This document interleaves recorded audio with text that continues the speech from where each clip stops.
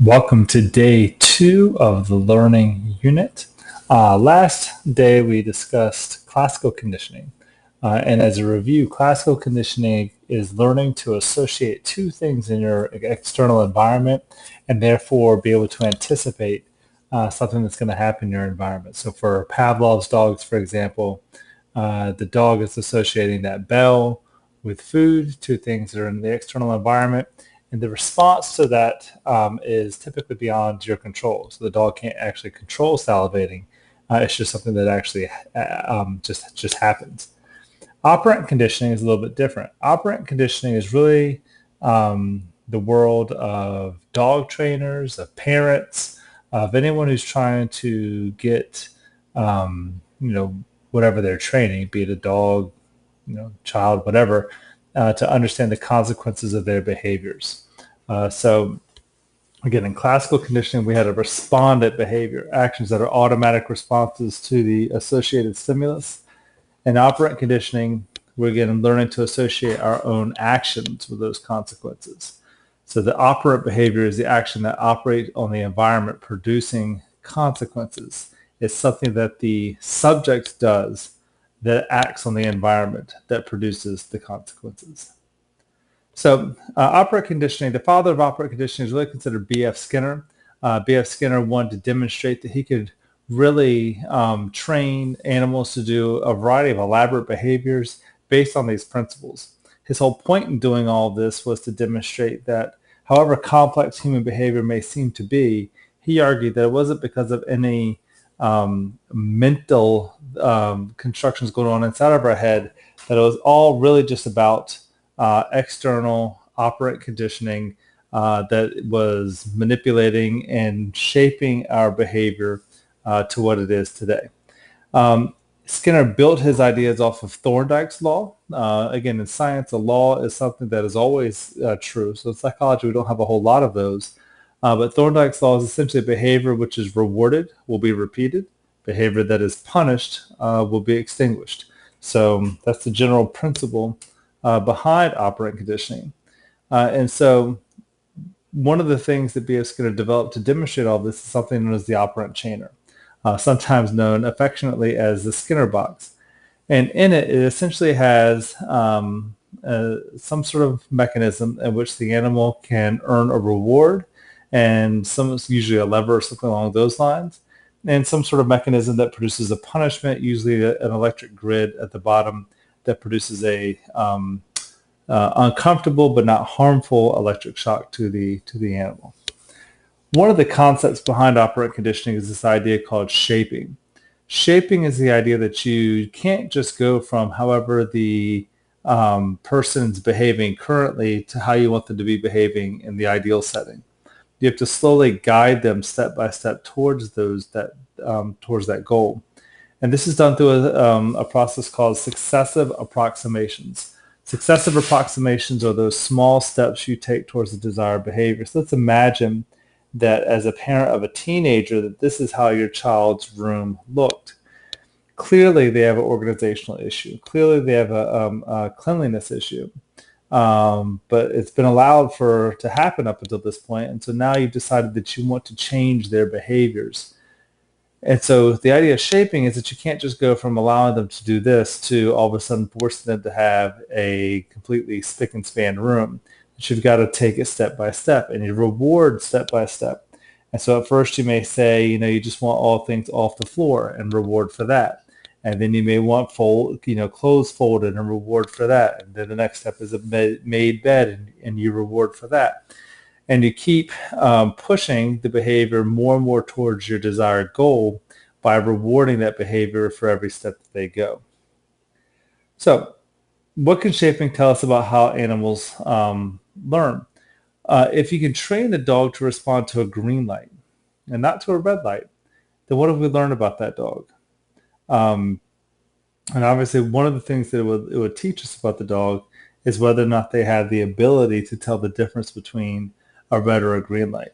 If you can't train the dog to tell the difference between a red and a green light, then you know that probably biologically they just don't have the capability of doing that. We call this, in this case, the color of the light would be what we call a discriminative stimulus. A discriminative stimulus is simply one that elicits a response after association with reinforcement. In this case, if the dog cannot tell the difference between the two colors of light, then we know they can't discriminate between those two stimuli, and that's why you're not getting the response that you want. So if we were to take a look at this example that comes from your book, and it has Billy saying, "Can you tie my shoes?" And Dad ignores the child and just keeps doing what he's doing. And then Billy says, "Dad, I really need my shoes tied." And then Dad says, yeah, just a minute. And then Billy whines loudly, says, "Dad, tie my shoes." And now now Dad is irritated, says, "How many times have I told you not to whine? Now which shoe do we do first?" For the child, ask yourself, what is the discriminative stimulus? Again, discriminative stimulus, the one that gets the response after reinforcement. The discriminative stimulus for the child here is simply Dad ignoring him. Dad ignoring him tells him that I need to up my game. I need to whine because whining is the only way that I get what I want. For Dad, the discriminative stimulus is the whining itself. The whining is the thing that he wants to avoid. And so therefore, in response to the whining, he gives in. And in many ways, this is how parents reinforce whining all the time. They refuse, or they ignore. And then once the whining starts, they give in. What you have taught your child is simple requests, or a parent saying no to a simple request doesn't really mean anything. That if I whine, that is ultimately what I need to do. All right, with operant conditioning, there's essentially two ways of going about a change of behaviors. There's reinforcers and there's punishers. A reinforcer is anything that strengthens or increases the frequency of a response. So whatever behavior you're trying to get out of your subject, a reinforcer is something that strengthens that behavior. So we can talk about reinforcers as positive and negative reinforcement. And what I want you to think of with positive and negative, I don't want you to think of those as good or bad, because that's not what is meant here at all. What positive and negative mean in this case, positive simply means that we're adding something, and negative means that we're simply taking something away. And so and again, for both instances though, it is going to make it more likely that the desired behavior will occur. So a positive reinforcement is when you present a pleasurable stimulus after a response. This is, classic dog training. The dog does what you want it to do, and you present the pleasurable stimulus of food or whatever it might be. A negative reinforcement, you're taking something away, but remember, you're taking something away that the subject wants you to take away. And in doing so, you reinforce the behavior that was demonstrated. So, for example, a student that studies hard and gets a good grade on a test and therefore earns a homework pass. The homework pass is taking away, future homework that he must or she must do, and that way can be thought of as a negative reinforcement. You are taking away something that the child wants you to take away, and that is future homework, and therefore reinforces the likelihood that the child may study in the future. The point to remember here is that, and is often confused by students, negative reinforcement is not punishment. It is not a bad thing for the subject. The subject views negative reinforcement as, in fact, a good thing. Now, when we're training a dog, or anything really, we can talk about reinforcement in terms of schedules, and that is how often and what pattern do we actually reinforce behavior. And so we can ask these questions. If we're training we can ask this question in this fashion. When we're training a dog to shake hands, is it better to offer a treat after a certain number of successful attempts? In other words, every fourth successful attempt you offer the treat, after a certain amount of time passing, after a third successful attempt, how about an unpredictable number of attempts, or after every successful attempt?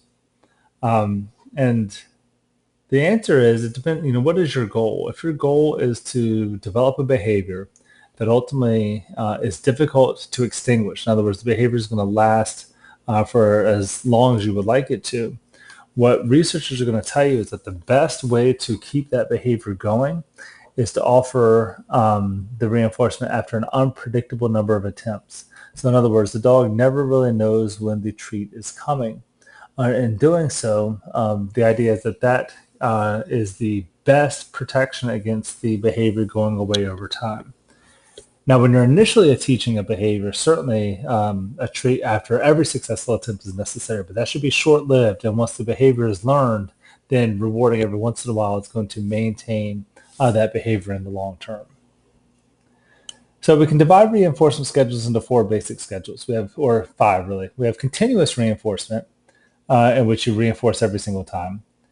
And then with partial, we have 4 different types of partial reinforcements. Partial reinforcement is when you reinforce part of the time. We can do this by a fixed ratio schedule, in which you're going to reinforce after a set number of responses. A variable ratio schedule, reinforce after an unpredictable number of responses. A fixed interval, reinforce after a set amount of time, or a variable interval after an unpredictable amount of time. So in both cases, fixed and variable mean the same thing. Set versus unpredictable. Ratio just means number of attempts. Interval simply means time. And that's the easy way of remembering it all. So now we're going to take a look at some simple examples of each of these and how these apply to the real world. These are a couple of examples of fixed ratio schedules. Discount cards that you may have at wherever you shop, those are fixed ratio. Every 5th purchase you would get a free item, whatever it might be. And of course, in this case, fixed ratio makes sense. Shoppers wouldn't want it at a variable ratio. They wouldn't want to be reinforced without having any knowledge of when they're going to get reinforced. They would want it to be predictable. At the same time, they usually wouldn't want it based on time either. So in this case, the fixed ratio really works.